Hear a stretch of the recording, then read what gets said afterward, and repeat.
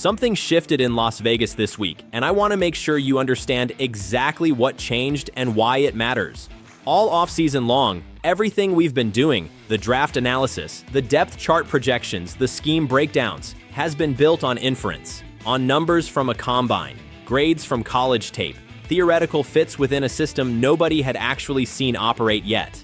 That phase is over. Fernando Mendoza is on an NFL practice field in a Raiders uniform throwing to Raiders receivers, and the evaluation franchise has officially begun.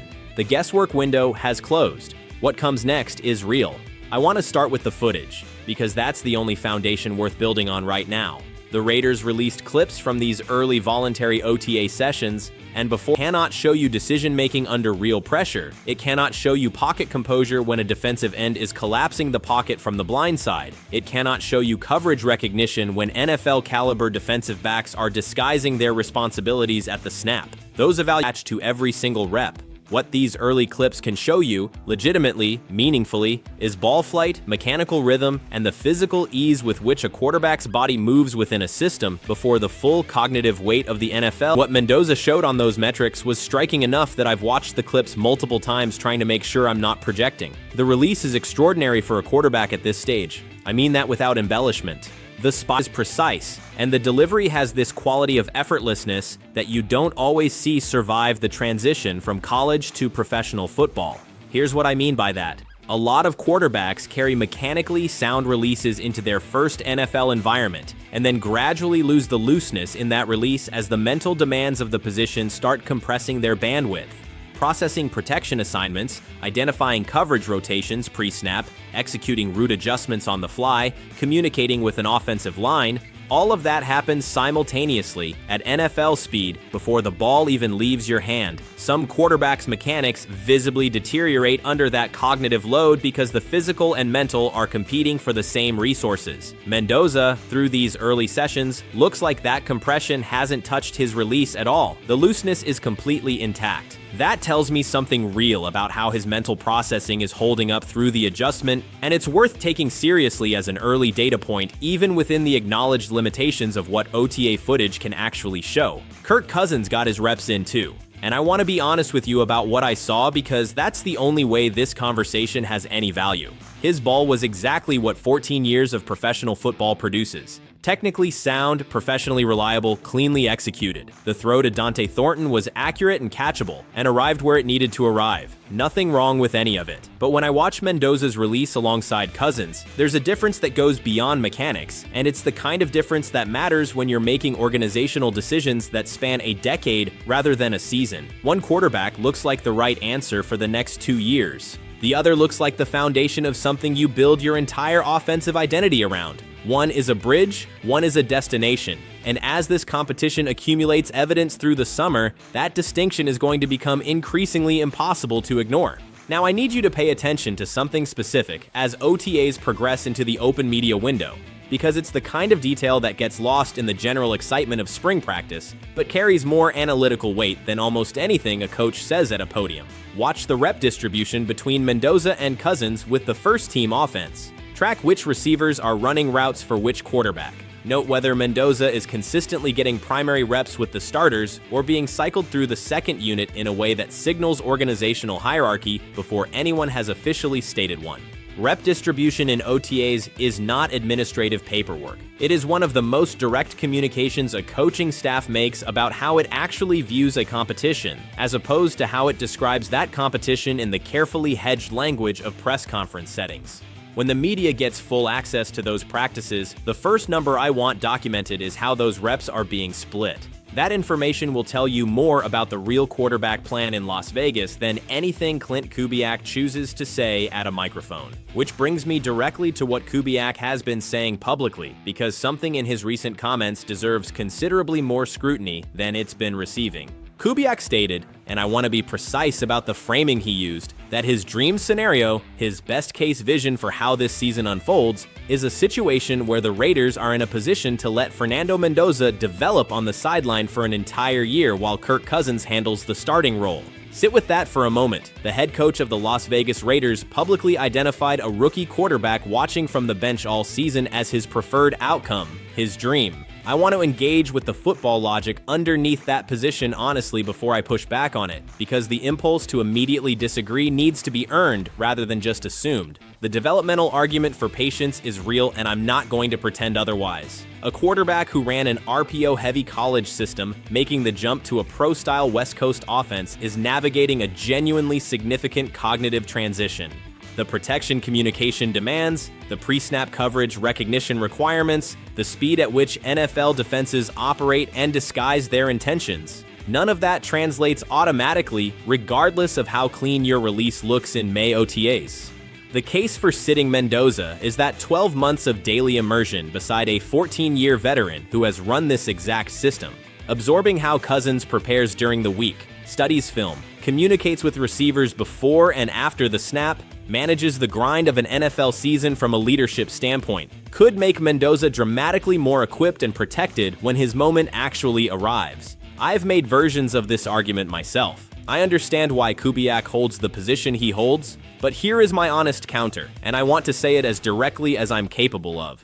What Kubiak is calling his dream scenario is also, with uncomfortable precision, a description of how promising young quarterbacks get quietly derailed throughout NFL history. The patient plan where the veteran plays just well enough to maintain his grip on the starting role all season is also the plan where you finish 8-8, generate no meaningful playoff momentum, accumulate zero live competitive experience for the quarterback who is supposed to represent everything this franchise is building toward, and walk into the following offseason having pushed the entire developmental clock back by 12 full months.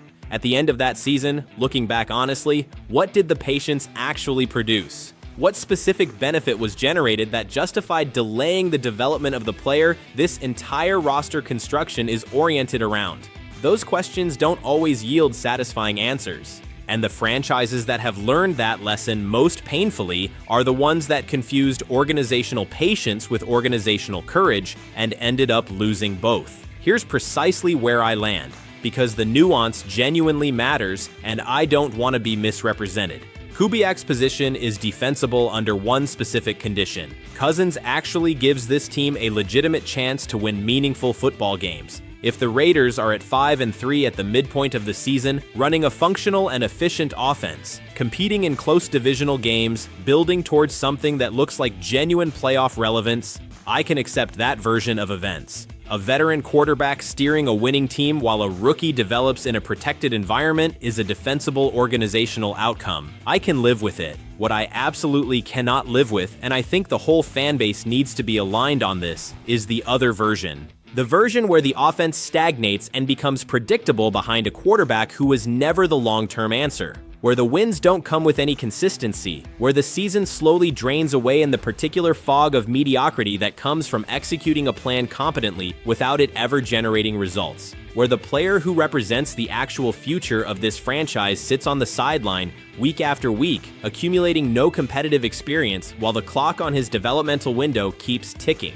That is what happened in Cleveland, with different names, and the early indicators from these OTA sessions, Cousins working with first-team personnel, while Mendoza's rep distribution is still being established, make the risk of that outcome real enough to deserve honest scrutiny rather than being managed away with careful language about process and timelines. Let me move through what else OTAs are revealing across this roster, because the quarterback situation isn't the only story worth tracking through this stretch. The wide receiver room is the position group I'm watching most closely right now, and specifically Dante Thornton and Jack Beck, because these are the two players who have the most to gain from a strong OTA performance, and the most to contribute to what this offense becomes once Mendoza is fully integrated into it. Thornton's profile, the combination of size, straight line acceleration, and the ability to generate vertical separation against single coverage, is the kind of athletic foundation that forces defensive coordinators to construct specific game plans before they ever line up against you. The thing that separates the intriguing prospect from the genuine big play threat at this level isn't the physical tools. Those are evident enough in Thornton's profile that nobody is seriously questioning them. It's the ability to execute the contested catch consistently, to win on the back shoulder throw when the defensive back has tight coverage, and the margin for error is measured in inches. And everything about Mendoza's ball placement and touch on deep throws in these early clips suggests he can deliver that throw at an elite level. A precise quarterback and a long-striding vertical receiver operating in sync on that concept is a matchup problem that doesn't have a clean defensive answer. OTAs will start telling us whether the technical refinement in Thornton's game is beginning to catch up to his physical ceiling. Jack Beck is the name I keep coming back to every time I think about the offensive picture that's building in Las Vegas, and I want to be clear that I've been saying this for months, not because it's a hot take, but because the profile genuinely supports it. The route running intelligence is real, the quickness in and out of breaks is real, and the reliability in contested areas that gives a young quarterback a trusted outlet when the primary progression collapses, that quality is the one that quietly accumulates into sustained target volume once a season gets underway. In a Kubiak system, the receiver a young quarterback trusts in third down situations, who converts when the play design gets stressed, who wins in the moments that determine drive outcomes. That player gets fed regardless of his public profile heading into camp. Give Beck a full season of meaningful targets, and I genuinely believe the production will reflect a ceiling considerably higher than his current reputation suggests. 80 catches, approaching 1,000 yards. Double-digit touchdowns is not an unreasonable projection for what this profile produces in this system with this opportunity. The profile is there. OTAs will begin telling us whether the execution matches the projection. Malik Benson is another name worth tracking carefully through these sessions. The speed is legitimate and the vertical threat potential is real in a way that shows up on tape rather than just in stopwatch numbers. What I find most analytically interesting about his profile within this specific system is how his explosive capability in targeted situations pairs with his ability to affect a defense without the ball coming his way. A receiver who forces defensive coordinators to account for him on every snap without requiring a full-time featured role to generate that effect becomes a genuinely valuable chess piece in an offense built around creating stress horizontally through speed and space.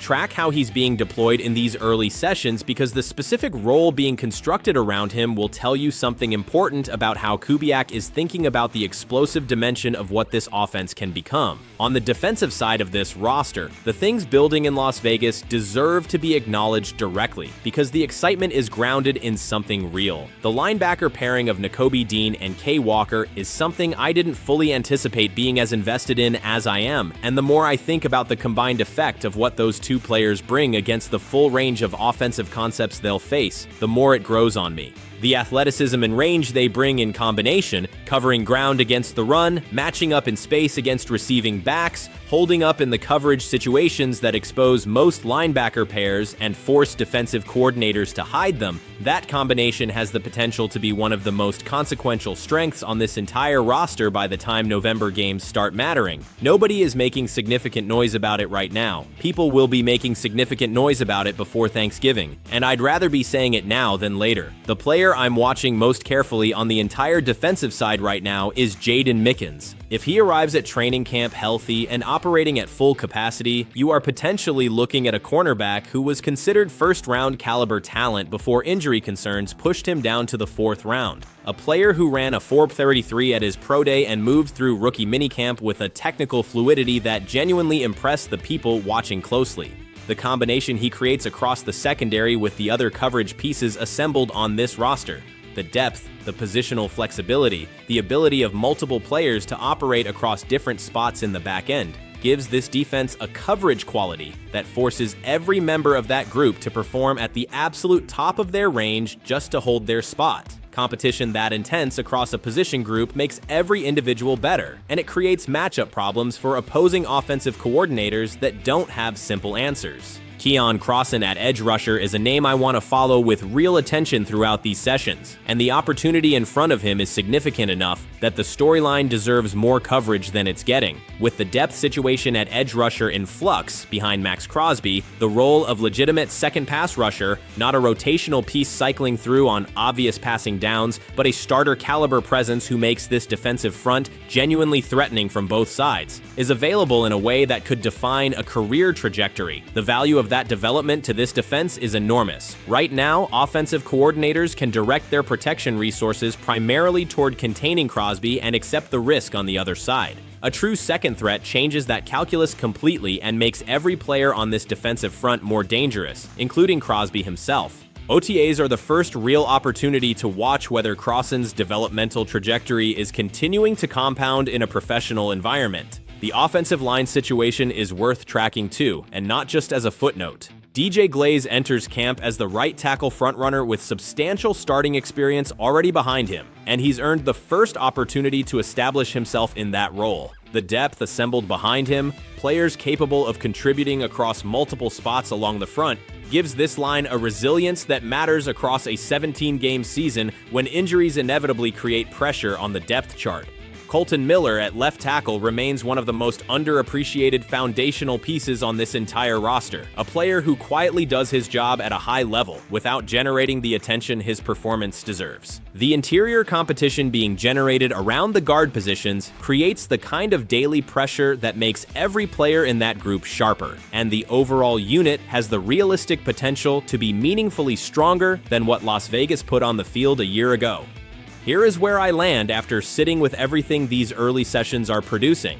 This roster is genuinely exciting in a way that goes beyond the optimism cycle that every fanbase runs through in the spring. The talent assembled in Las Vegas right now, from the defensive front to the secondary depth to the skill positions that surround whoever is taking snaps, is real, and it's been assembled with a coherent direction rather than a collection of available pieces hoping for favorable outcomes. The competition across position groups is legitimate. The organizational vision is manifesting in specific details rather than just press conference language. This is not a team that filled roster holes and hoped for the best. This is a team being built with intent. The quarterback situation remains the one unresolved center of gravity that everything else orbits around, and it will stay unresolved until training camp generates the competitive pressure that forces clarity. Kubiak has told you his preference.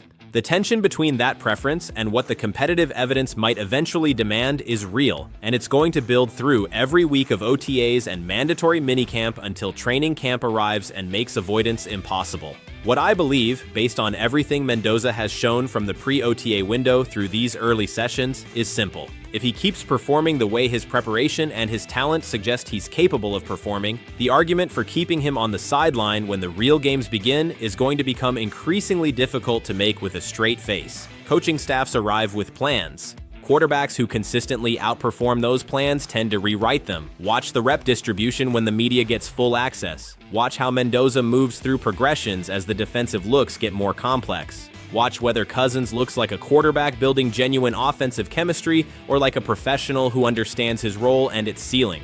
The answers to the questions that actually matter for this franchise are coming, and everything being assembled in Las Vegas right now makes me more invested in watching them arrive than I've been at any point in recent memory.